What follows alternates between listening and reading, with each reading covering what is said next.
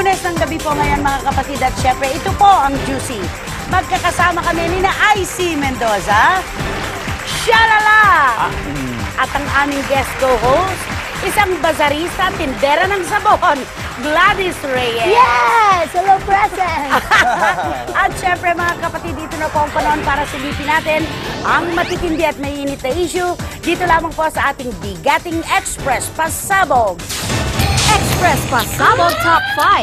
Franchise ng pelikulang Shake, Rattle and Roll. Ititigil na, taon-taon ay inaabangan ng horror trilogy ng Regal Films at parte na ito ng kultura ng mga Pinoy. Pero isang nakakagulat na balita ang nakarating sa amin na ito na raw ang huling taon na ipapalabas ang nasabing franchise. Bagay na agad namang nilinaw kay Mother Lily Monteverde. Mother, totoo nga bang last na ito ng Shake, Rattle and Roll?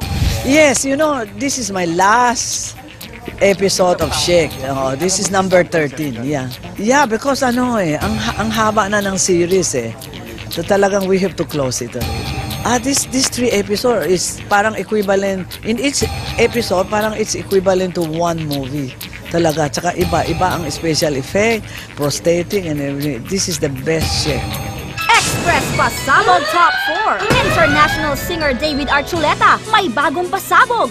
Mga ka-freshness! Ngayon, napakaswerte natin dahil ngayong gabi ay makakausap natin ang international singer na si David Archuleta, direct from Utah. Kaya eto na. Hi, David. Hi, David. This is Alex from the Philippines. Alex, hi, Alex. So is it true that this is your first time to be a part of this kind of production? Your new album? Yes, it was the first time getting to sing for something this big. So how was it working with the world-famous Mormon Tabernacle Choir? It was very special for me because I grew up listening to the Mormon Tabernacle Choir. Really a privilege for me. They've had guests like Natalie Cole, Angela Lansbury, Gladys Knight in the past. You sang a different language. Yeah, well, Yeah. it was great But you getting to don't sing in speak Spanish. you don't speak Spanish. No, sí hablo un poco de español, pero... ¿Cómo estás?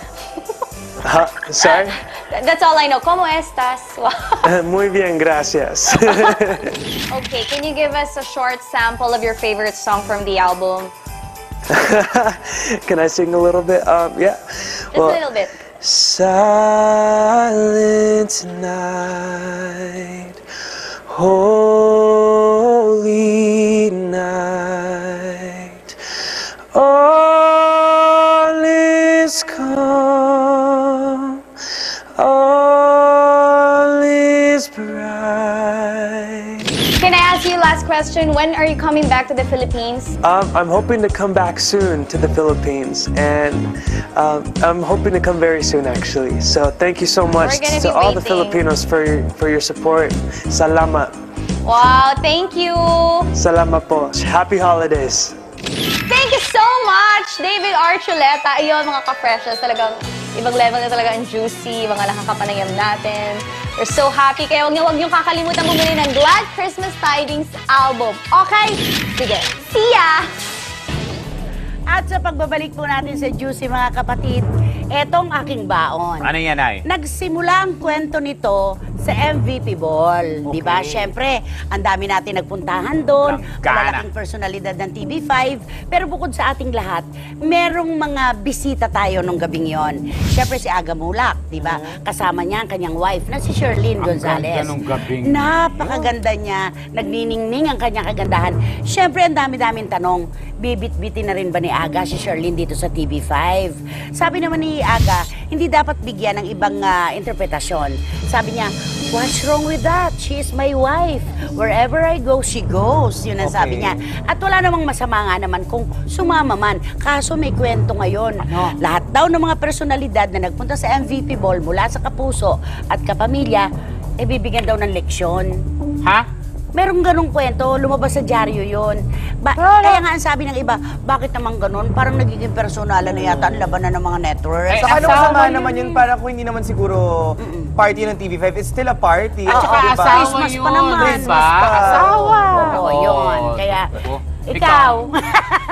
Ay, sasabihin mo, hindi, ganun ka lang na ganun. Well, Kamusta naman sa sabon? siyempre, Wala naman Saan naman nakasabog para sa sasabog, amin. ha? Sabi kanina ng ating The Great Bambi Fuentes, Yes po. nakakatuwa naman si Gladys, Bambi. marunong siyang mag-makeup. Ayan. Sabi ko, anak, nagtitinda pa siya ng sabon. At yung punchline, ano ka pa? Siyempre, isa pang bazarista, yun na. Bazarista ka pa. Bazarista. Ba't nasa ng bazar mo? Aba, siyempre sa World Trade Center yan, Nay. Ay. 18 days to, no? Straight. So, mamayang gabi, pagkatapos ko dito, didiretso pa ako dyan, ha? Magkita-kita tayo sa booth ko. C71, nandun ako, kukuskusin ko Pero ang mga hindi ka pa libag. rin nagtsatsyangge ka pa rin. Tiyanggi yan! Ayun, yung bazar. Sa iba-ibang lugar, di ba meron ka pa dati sa Caloocan? Ay, nako. Uy, teka, Yes, binanggit mo yung libag. Talagang Yes, Nay.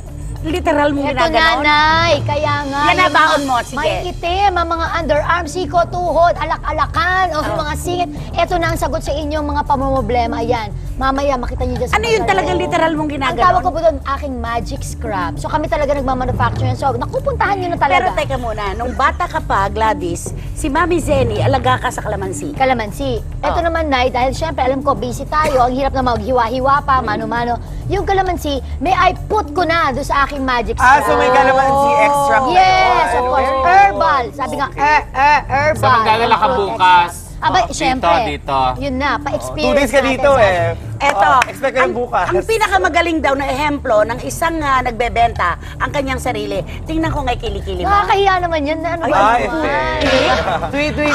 Sabi ng mga artistang humihirit, silipin natin ng Juicy Tweets ngayon, Juicy Monday. Ito, may nag-tweet, sabi niya, by the way, I wanna say thank you very much to all of you for praying for my mamang.